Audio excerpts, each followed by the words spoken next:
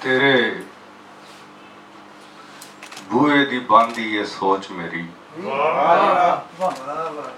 मेरा कलम है तेरा असीर बाबा। मेरे तेरे बूए दी बांधी ये सोच मेरी, मेरा कलम है तेरा असीर बाबा। मैं कोई भी हरफ उलीक नावा, बन जाती है तेरी तस्वीर। मैं कोई भी हरफ उलीक नावा, बन जाती है तेरी तस्वीर बाबा। वीर भाई शेर एक के ला सुटिया जबान दे तंदवे नूं, ला सुटिया जबान दे तंदवे नूं, तेरे कलम दे तिखे अखरां ने। ला सुटिया जबान दे तंदवे नूं, तेरे कलम दे तिखे अखरां ने। हुण गुंगे फर फर बोलणगे, तेरी लुगत दी पढ़ तहरीर बाबा। हुण गुंगे फर फर बोलणगे, तेरी लुगत दी पढ़ तहरीर बाबा। दस किवें दलासा दां फलकी, इस विलकदी होई मां नूं मैं। दस किवें दलासा दां फलकी, इस विलकदी होई मां नूं मैं। हाय पंजाबी अंबड़ी दी वड्डी तूं सैं जागीर बाबा। हाय पंजाबी अंबड़ी दी वड्डी तूं सैं जागीर बाबा। साहिब सदर अखर उस तरह विलक रहे ने, लहजे भुबा मारते हैं, ज़ेन चीखा मारता है।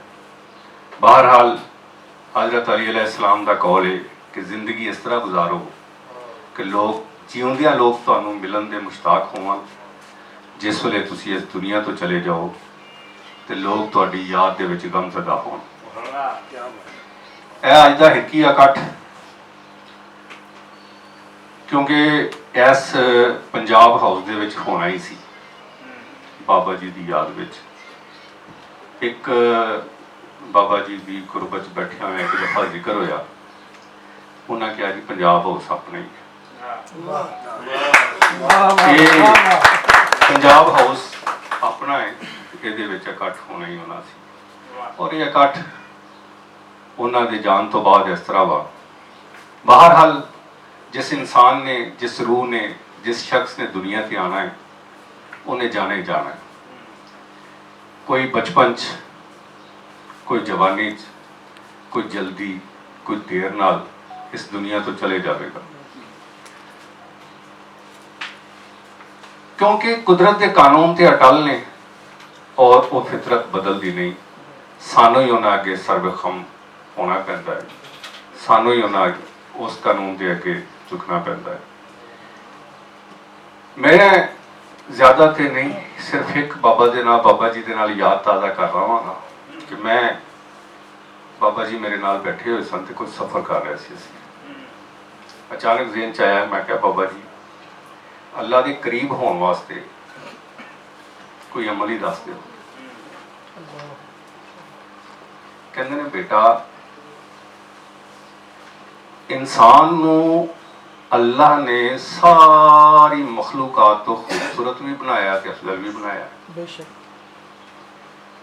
कदी तू महसूस किया है कि दूसरी सारिया मखलूका अपनी अपनी फितरत ते कायम ने। जानवर ही देख ला, शेर है जंगल च रहिंदा है ते गोश्त खांदा है, घोड़ा है आबादी च रहिंदा है ते घास खांदा है। हर चीज़ अपनी फितरत च डटी हुई है। सिर्फ इंसान है जिहड़ा अपनी फितरत के उत्ते कायम नहीं। हालांकि इन्ना खूबसूरत बनाता है इंसान को, ਉਹਦੇ हथ वेखो, ਉਹਦੇ पैर वेखो, ਉਹਦੀਆਂ ਅੱਖਾਂ वेखो, औरत देखो, अपनी फितरत के कायम नहीं। इंसान उदों आला बन सकता है जो अल्लाह का शुक्र अदा करे, और इस लैवल का शुक्र अदा करे कि हर वक्त खांदा पींदा चलता फिरदा सौंदा जागदा उसका शुक्र अदा करे। कई दफ़ा खाना खाते होना ना, तो बाबा जी ने एक नवाला लेना तो कहना अल्हम्दुलिल्लाह, दूसरा नवाला लेना तो कहना अल्हम्दुलिल्लाह, तीसरा नवाला लेना तो कहना अल्हम्दुलिल्लाह। असीं उन्होंने शुक्र अदा करदे होए देखिया। ਸਾਡੀ ਇਹ ਦੁਆ ਹੈ ਕਿ ਅੱਲਾਹ ਪਾਕ ਸਾਨੂੰ ਉਹਨਾਂ ਦੇ ਰਸਤਿਆਂ ਤੇ ਚੱਲਣ ਦੀ ਤੌਫੀਕ ਅਤਾ ਫਰਮਾਏ। ਬਾਬਾ ਜੀ ਦਾ ਇੱਕ ਸ਼ੇਰ ਪੜ੍ਹਨਾ ਚਾਹੁੰਦਾ ਵਾਂ ਕਿ ਡਾਲਰ ਰੱਦੀ ਚੋਂ ਲੱਭਦੇ ਨਹੀਂ ਬੱਲੀ, ਡਾਲਰ ਰੱਦੀ ਚੋਂ ਲੱਭਦੇ ਨਹੀਂ ਬੱਲੀ, ਕਿਹੜਾ ਛੇੜਿਆ ਈ ਕੰਮ ਖਸਾਰਿਆਂ ਦਾ। ਲੋਕੀ ਆਖਣ ਤੇਰੇ ਕਿਤਾਬ ਘਰ ਤੋਂ, ਮੁੱਲ ਬਹੁਤਾ ਹੈ ਤੂੜੀ ਦੇ ਢਾਰਿਆਂ। ਬਾਕੀ ਗੁਫ਼ਤਗੂ ਫਿਰ ਸਹੀ ਸੁਜਵਾਨਾਂ ਨੂੰ ਸੁਣਨੇ ਆ। ਬਹੁਤ ਸ਼ੁਕਰੀਆ। ਬਹੁਤ